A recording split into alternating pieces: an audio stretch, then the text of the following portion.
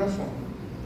E aí a sua técnica cirúrgica pode até prejudicar o paciente. Eu já vi casos de desfechos muito ruins no pós-operatório por uma técnica que provavelmente contribuiu com o agravamento do quadro mal diagnosticado no pré-operatório.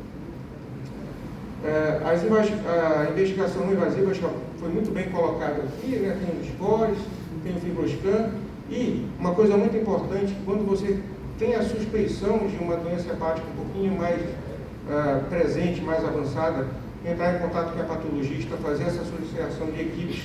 Aqui a gente não faz tanto transplante, mas lá em São Paulo se faz muito, então acho que a inter-relação entre a equipe da cirurgia metabólica e a equipe da cirurgia de transplante com o hepatologista mediando isso é super importante, né? Então, fora já foi bem explicado, eu vou pular, a minha aula já foi toda dada, na verdade, eu acho. Então, aqui, essa calculadora, você consegue baixar com um aplicativo no seu celular, o doente chega no seu consultório, você pega as taxas, coloca lá, e ele já te dá a informação com grau a possibilidade de correlação com grau de fibrose, para você estratificar se esse doente merece uma avaliação com o hepatologista ou algum outro tipo de avaliação mais aprofundada, né? Em quase todos os guidelines hoje aparece aqui o FIB-4 e podendo convergir para a indicação do fibroscan, que é esse aparelhinho aqui. A gente já viu o ponto de corte lá abaixo de 10, normalmente 5 é considerado normal. À medida que que o Pascal vai aumentando, você aumenta, isso significa que o grau de rigidez hepática é maior, o que te traz uma possibilidade de uma doença mais avançada. Mas uma coisa importante que eu quero chamar a atenção, individualmente, eu sempre presto atenção na contagem de plaquetas desses pacientes, porque qualquer grau de fibrose, os estudos já mostram isso, eles podem ser reversíveis ou melhorados, mas se você tem hiperesplendismo, plaquetopenia, aí a história muda, parece. O prognóstico piora muito. Então, a plaquetopenia significa hiperesplenismo, o que significa doença muito avançada. Então, nesse caso, pensar realmente no transplante hepático e aí avaliar o melhor momento de fazer essa intervenção, né? Aqui alguma correlação, por exemplo, viu, Mônica, entre o resultado do fibroscan e a nossa imagem na laparoscopia. Então, você vê que quando você tem ali 9,5 kPa, o fígado já está bem feio, né? À medida que você vai diminuindo essa identificação pela elastografia, o nível dos valores encontrados, aparece haver uma correlação com a imagem laparoscópica. Aqui são casos que nos pegaram de surpresa. Ultrassom, acreditem, normal, pré-operatório. Aí você chega no intraoperatório e encontra esse tipo de fígado. Obviamente, fígado gigante, que atrapalha a cirurgia, que sangram, que são tipo...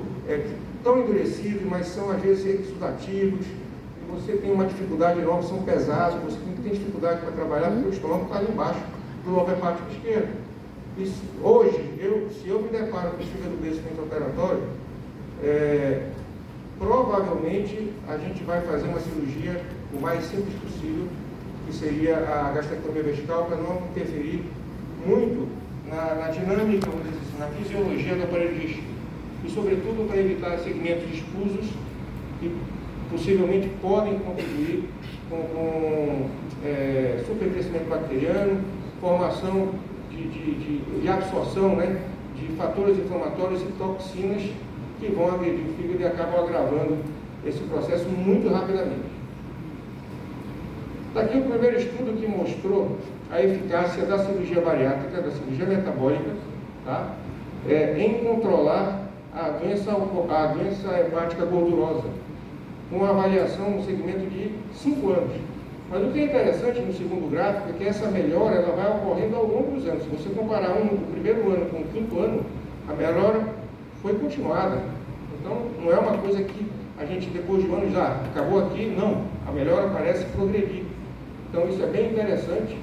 E existem vários fatores: melhora da homeostase da glicose, do metabolismo lipídico, diminuição da atividade inflamatória. A cirurgia bariátrica tem uma coisa muito interessante. Ela coloca em ação hormônios que chamamos de incretinas, são hormônios produzidos pelos intestinos, que só são produzidos se houver o contato e o estímulo alimentar, através do trato gastrointestinal, esses hormônios, sobretudo o GLP-1, que hoje temos os análogos, e o PYY, eles são bem interessantes para melhora desse metabolismo, melhora da produção, eles estimulam a neogênese da célula beta, recuperam a célula beta, diminuem a apoptose da célula beta pancreática, melhora a produção de insulina, e uma coisa muito interessante que é mais recente, que é esse FGF19. Tanto o GLP-1 quanto o PYY são produzidos por células endócrinas intestinais, células específicas. Mas o FGF19 não, ele é produzido pelo enterócito. Então, quantos milhares de células de enterócito nós temos no intestino? Eles são mais distais, elas são células produzidas que estão presentes mais nos segmentos ileais, onde o alimento não chega com a nossa dieta de hoje. O alimento ele é praticamente todo absorvido no primeiro terço do intestino, então o bílio não é ativado. Então essas células não são ativadas e não produzem esses hormônios. Aí está o grande problema da síndrome metabólica, pelo menos do ponto de vista alimentar. A partir do momento que você faz uma cirurgia bariátrica, você coloca esse segmento novamente em contato com o alimento parcialmente digerido, porque é preciso que seja parcialmente digerido para que ele penetre na célula e aí ative o FXR, que é um fator que é o receptor nuclear da célula comum, da célula do enterócito. Esse FXR produz, é o estímulo para que seja produzido o FGF19 a partir do estímulo alimentar. E aí, o que vem de diferente, por exemplo, nas cirurgias ileais e cirurgias regionais? O FGF19 ele atua melhorando a sensibilidade insulínica. Hoje, se a gente comparar, por exemplo, resultados de cirurgias de um bypass gástrico com uma cirurgia ileal, você não tem aquele pico de insulina pós-alimentar que você vê nas cirurgias ileais, porque absorve glicose, o pâncreas produz demais porque está funcionando, você faz pico de insulina, e essa hiperestimulação, com 2, 3 anos, pode causar até quadros de hipoglicemia severos. Isso não acontece nas cirurgias ileais. Por quê? Como a sensibilidade insulínica está melhorada, não existe pico de insulina. Você melhora com pouca quantidade de insulina, o pâncreas não é tão demandado. Ele produz pouquinho insulina, mas essa pouca insulina vai ter a sua atividade de forma satisfatória no tecido periférico, no fígado, no músculo, enfim. Então, são cirurgias de conceitos diferentes. São vários esses efeitos que a cirurgia pode trazer. E uma coisa que eu queria chamar a atenção, assim, até aproveitar os endócrinos aqui, os hepatologistas, os análogos de GLP-1, eles são aplicados, sobretudo os que são subcutâneos, eles caem na circulação sistêmica. O GLP-1 produzido, quando estimulado pela alimentação, ele cai na circulação portal. Então, são dois mecanismos distintos.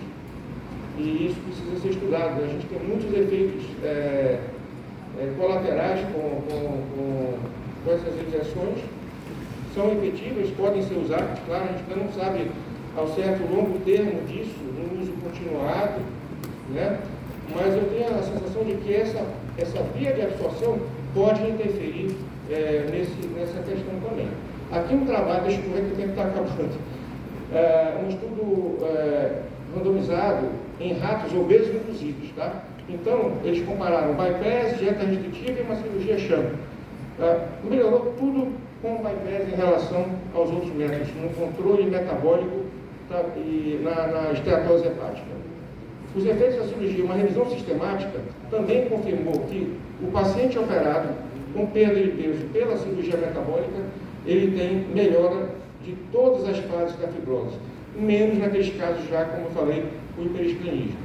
Mas nessa meta-análise não houve estudo randomizado. Aqui, alguns estudos com uma casuística grande, esse com mais de 500 pacientes, melhorando todos os estágios da fibrose. Em cima também, nós temos um estudo com 116, aqui embaixo com mais de 500, né? Então, estudos de longo prazo mostrando melhora, responsividade. Uma forma de você avaliar o que a gente quer. A gente quer melhorar a sobrevida desse paciente. Então, isso aqui é uma forma onde você não aborda o paciente, é uma fórmula matemática que usa inteligência artificial, onde você